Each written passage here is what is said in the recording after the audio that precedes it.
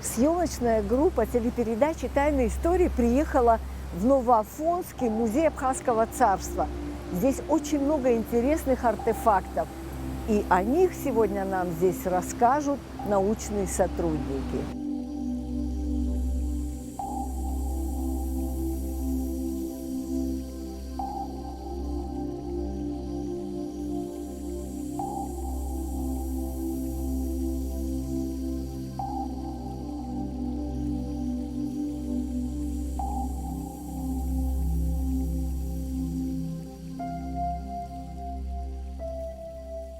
Инал, скажите, пожалуйста, вот нас очень заинтересовал макет, который стоит в Новоафонском музее Абхазского царства.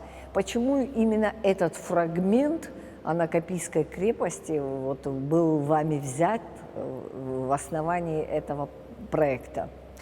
Являясь крупнейшим фортификационным сооружением Черноморского побережья, да и всего Кавказа в целом, Новоафонская крепость представляет большой интерес для истории и археологии Абхазии.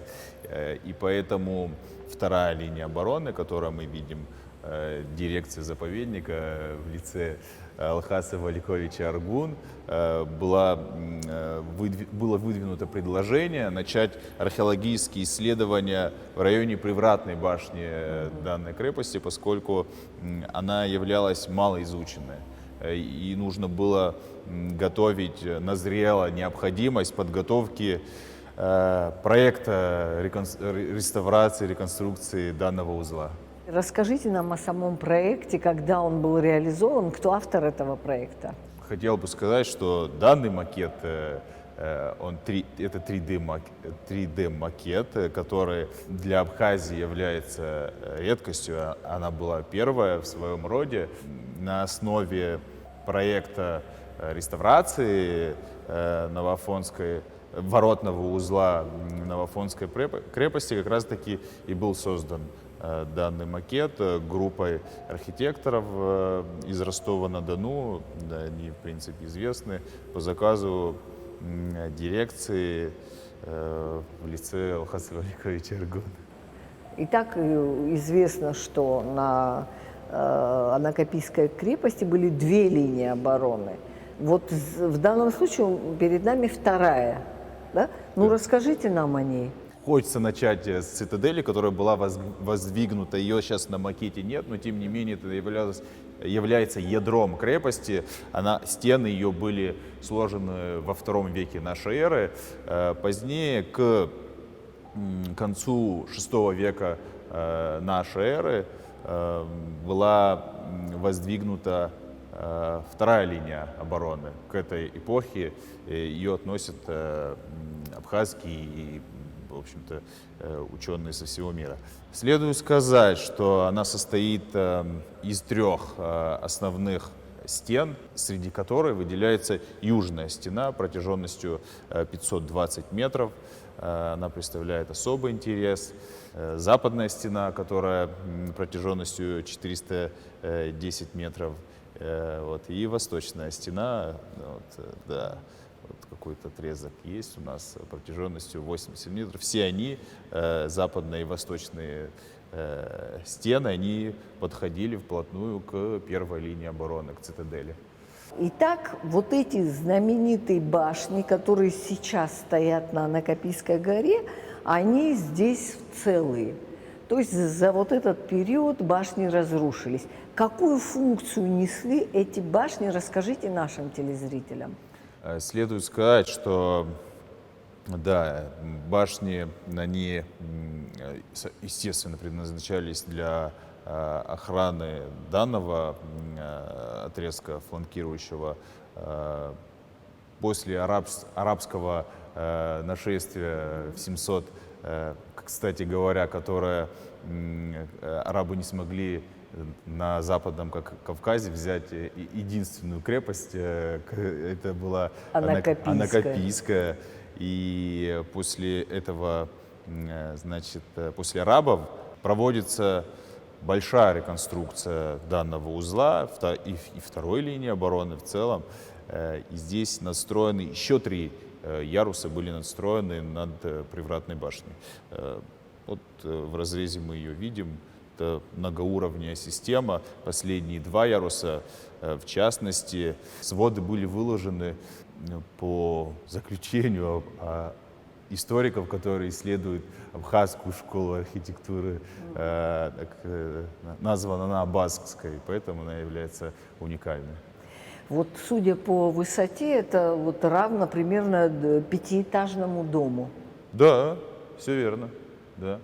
Вот такой высоты была. Да. Сейчас только 2 яруса, по-моему, сохранилось. Нет, оно Больше? все есть, вот нету вот этой части. Даже 4 Да, яруса всё. сохранилось. Мгм. Все сохранилось. Понятно. Вот эта часть, этот ярус, он был засыпан. И он был скрыт в результате исследований 2014 года. Абсолютно был завален. То есть его раскопали. Да, раскопали. Если мы уже говорим о раскопках, Инал, расскажите, какие археологические исследования проводились на Накопийской горе? В Накопийской крепости, да. Накопийская крепость, конечно же, привлекала внимание ученых со всего мира, и абхазские ученые, первый абхазский археолог Михаил Мамедович Трапш здесь проводил исследования в 1957-1958 годах. Это были первые системные археологические исследования в данной крепости, которые дали ценный многообразный археологический материал, относящийся от эпохи, значит, энеолита до позднего средневекового периода.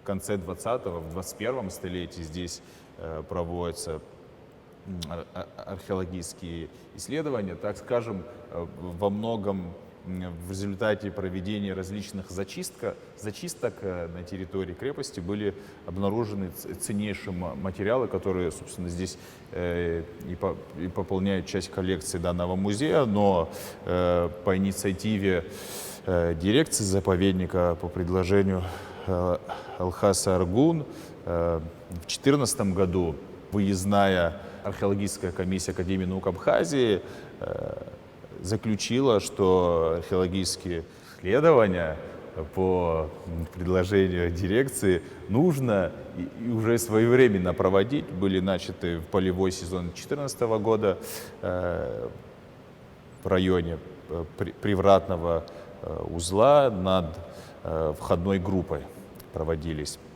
Примечательно, что был найден резервуар для накопления воды.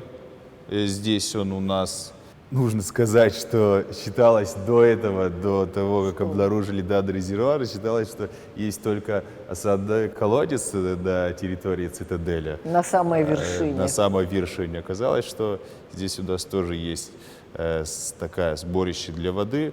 Различные гипотезы у нас было, честно говоря, во время раскопок, поскольку не докопав, мы думали какие-то стены, множество различных доходок, кости обнаруживали. Докопав и увидев отверстия для стока данной воды и для сбора воды из внутреннего дворика крепости, мы поняли, что это колодец, из него происходили различные археологические артефакты, многообразные. Это изделия из красной глины, изделия из железа, кости, камня и многое другое. Вообще потрясает задумка древних архитекторов так построить на горе какие-то вот архитектурные сооружения, чтобы она была неприступна. Вот удивляет мастерство древних архитекторов. Вы согласны? Конечно же, древние зодчие использовали римско-византийский опыт, который в каких-то частях данного узла, который бытовал в то время. Естественно, это имело тоже большое значение. И архитектурные традиции того времени учитывали многие факторы, в том числе антропогенные факторы.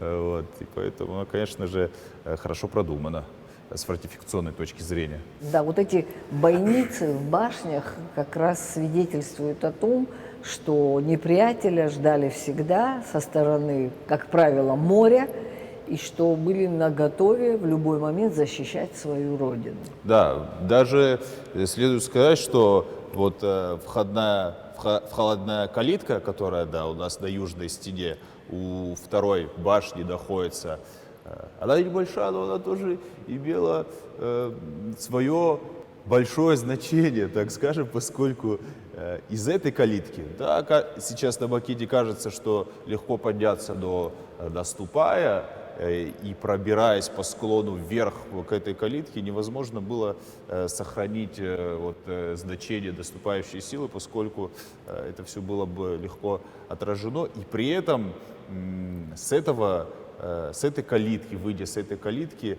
могли бы ударить неприятеля во фланг, поскольку им приходилось огибать данную южную стену, привратную башню, и западной стены у основного входа, значит, поступать к нему. Ну, как вы знаете, в XIX веке южная стена у привратной башни была монахами Новоафонского монастыря разломана для того, чтобы сделать удобный подъезд к цитадели крепости. И поэтому древняя тропа она есть, но все знают проезд по значит, дороге, которая ныне в разрыве стены, собственно, проходит. Скажите, вот совершенно неожиданно в макете мы видим здесь такое поле, и житель Анакапийской крепости возделывает какую-то культуру явно. Значит, на Анакапийской крепости могли быть какие-то посадки, судя по всему. Конечно же, в крепости жили, она занимает здесь, вторая линия обороны охватывает 53 гектара, на самом деле, охраняемой такой территории, на которой, естественно, хозяйственная деятельность проводилась. А есть какие-то находки, которые свидетельствуют об этом? Конечно же, предметы быта различные, посуда, пифосы, фрагменты горшков, да и, собственно, практически целые горшки в данном музее хранятся, различные, сказал, железные изделия. Да? Да, следует сказать, что после значит, арабского нашествия в 730 году внутренний дворик был огорожен данной стеной, что значит, с фортификационной точки зрения тоже имело большое значение. Скажите, пожалуйста, вот то, что абхазцы всегда на возвышенностях строили какие-то объекты, говорит о том, что со стороны моря всегда была какая-то угроза, да? Вот можно так сказать? Да, да, безусловно, со стороны моря была, как собственно, и в предыдущие эпохи, да, и в античный период. Здесь нужно сказать, что оно удобно было для того, чтобы отражать, собственно, рельеф местности располагал к тому, чтобы можно было отражать нашествие неприятеля. И вот к завершению нашего разговора об этом макете хотелось бы обратить внимание зрителей на кладку, да, вот этих башен, кладка самой стены. Можно ли сказать, что это ранние формы абхазской архитектуры? Безусловно, как в период Абхазского царства здесь была крупная реконструкция, конечно же, она уникальна для Анакапийской крепости. Здесь есть аналогии, конечно, некоторых других крепостей, походящую на кладку Анакапийской крепости, но здесь есть абсолютно уникальные черты, которые свойственны только абхазской школе архитектурного строительства. То есть можно сказать, что это ранние формы абхазского зодчества? Да, абхазского зодчества. Следует сказать, что в первой половине X века абхазскими царями здесь проводилась масштабная реконструкция. В частности, 3 яруса привратной башни были надстроены, и здесь на самом деле исследователями Абхазской школы архитектурного строительства подчеркивается, что своды в 2 ярусах были сводчатыми, и они называются абазскими. В этом ключе она является уникальной.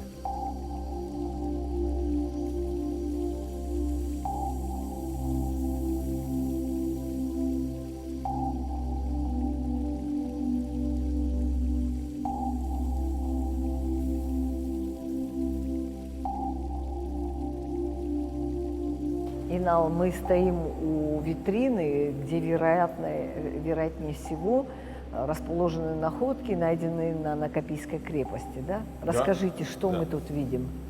Да, примечательно, что в той части, в которой проводились исследования 2014 года, в частности, а именно накопительный резервуар, в нем были найдены множество различных изделий из керамики, железа, но здесь есть значит, вещь уникальная тем, что вот кости, которые обрабатывались, они относятся в диапазоне между 9 и 11 веками, к ним найдена была пила, которой они разрезались, то есть изделие и Орудие. инструмент, которым они были Да. созданы, даже есть какая-то кость, которая, как и говорил ранее, надрезанная, вот, и недоделанная мастером, так сказать, непонятно по какой причине.